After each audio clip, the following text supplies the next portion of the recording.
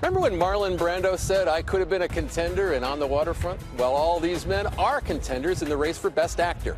From a master at the peak of his powers to the brightest of stars, always in total command on screen and taken from us far too soon.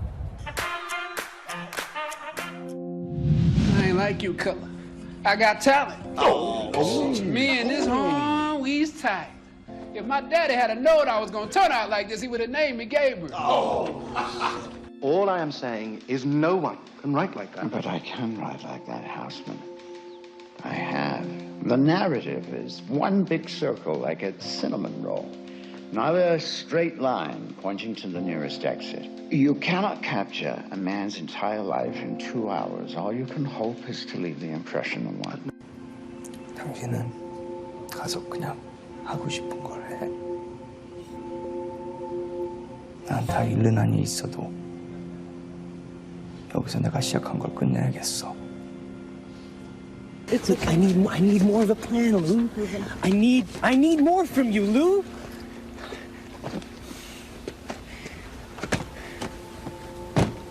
I can manage it very well on my own. I don't need any help from anyone. And I'm not going to leave my flat. Having said that, it's been a great pleasure. Au revoir, Tulu. And we're back with Kelley Carter and Clayton Davis. Let's get right to it, Kelley. Chadwick Boseman, the indispensable actor, taken from us too soon, the final performance of a magnificent career.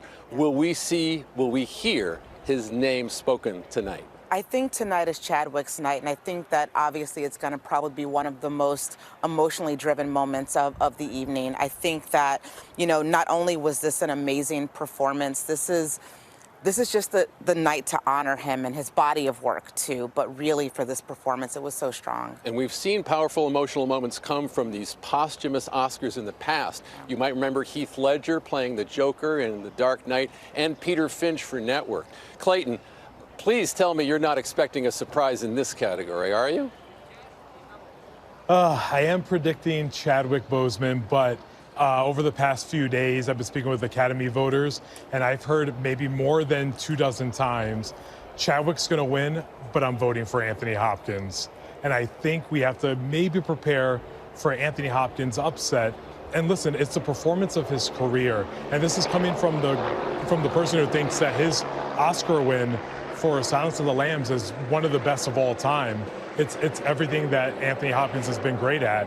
But I do think Chadwick might just smidge him out, but I think this is much closer than people maybe want to believe.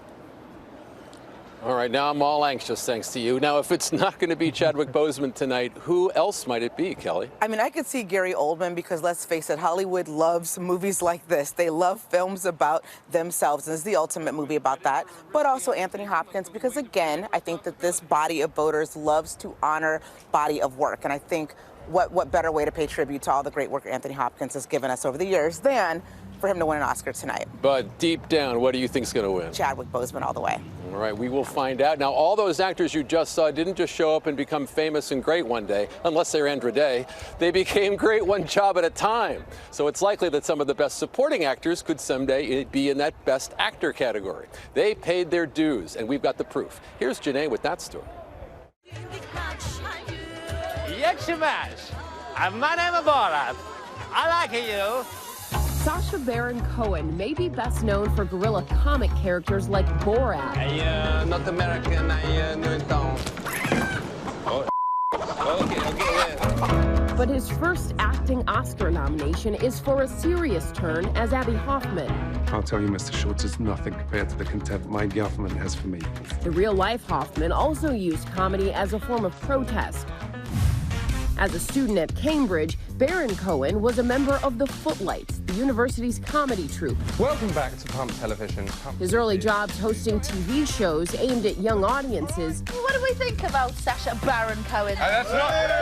Hinted at some of the chaos his characters would later unleash on an unsuspecting public. Borat and Bruno got their start alongside another Baron Cohen creation, the talk show host and wannabe rapper Ali G. Booyakasha.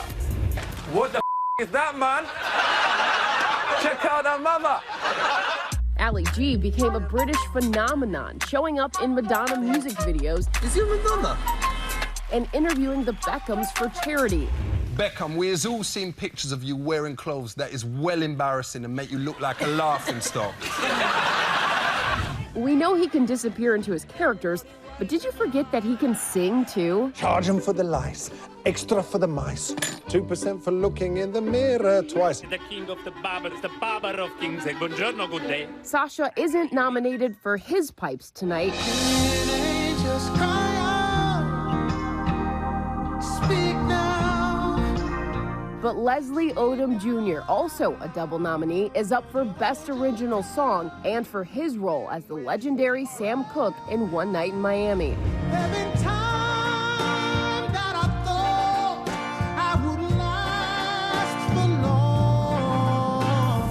Before the multi-talented Odom shot to stardom and a Tony Award as Aaron Burr in Broadway's mega smash Hamilton. But no one else is in the room where it happened. He studied theater at Carnegie Mellon University. Here he is in the school's production of One Red Flower.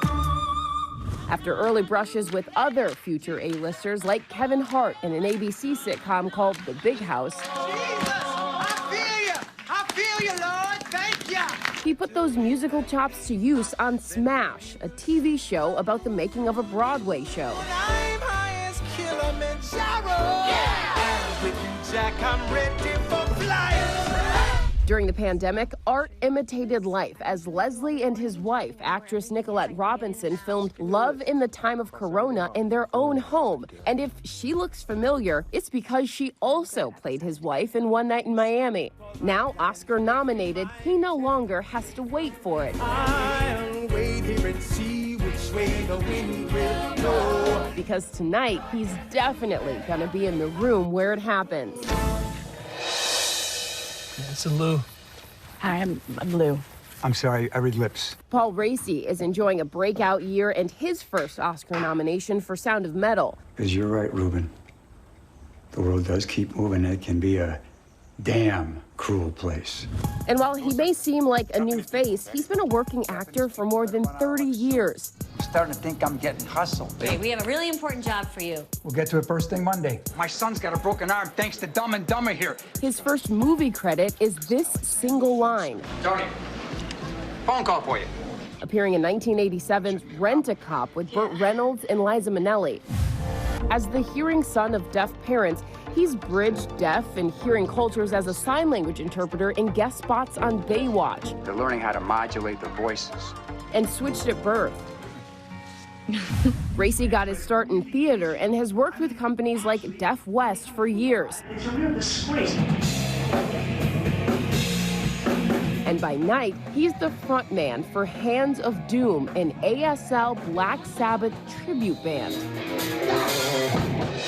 I'm not hiding, got no fear, got no stress. Another musically inclined nominee is Lakeith Stanfield, who releases music under the stage name. You have to explain this to us, and I have it right, T-Cal? It's just essentially my name backwards. I just kind of flipped it because I feel like my music represents a side of me that is sort of opposite to the public persona. And rap was part of several of his early films, including Straight Outta Compton. Snoop D-O-double-G, cuz. Who you? Stanfield was still in high school when he got his first acting job in a student film called Short Term 12. He played the same part when he became a feature film. So put me in your book so you know what it's like to live a life not knowing what a normal life's like. This time with future Oscar-winning stars Rami Malek and Brie Larson. Ava DuVernay cast him in Selma, and then came memorable turns in Atlanta.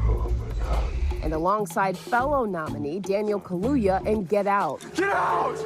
And he's barely stopped working, holding his own in ensemble films like Knives Out and Uncut Gems, and proving he can also play the romantic lead in Someone Great and The Photograph. I kept running back in my mind how you might respond to me asking you for a drink. So that was you asking me?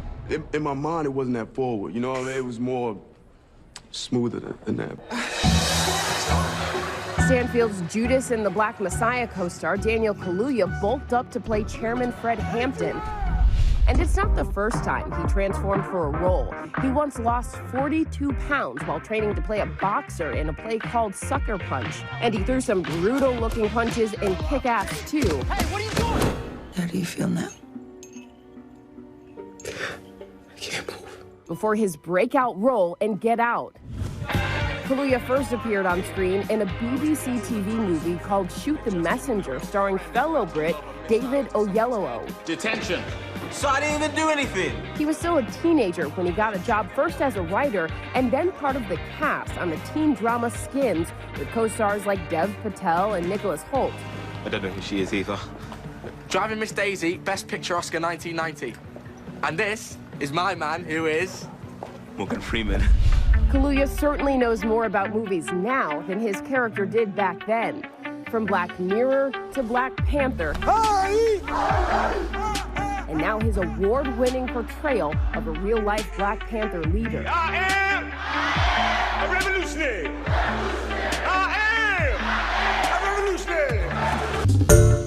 Hi everyone, George Stephanopoulos here. Thanks for checking out the ABC News YouTube channel. If you'd like to get more videos, show highlights, and watch live event coverage, click on the right over here to subscribe to our channel, and don't forget to download the ABC News app for breaking news alerts. Thanks for watching.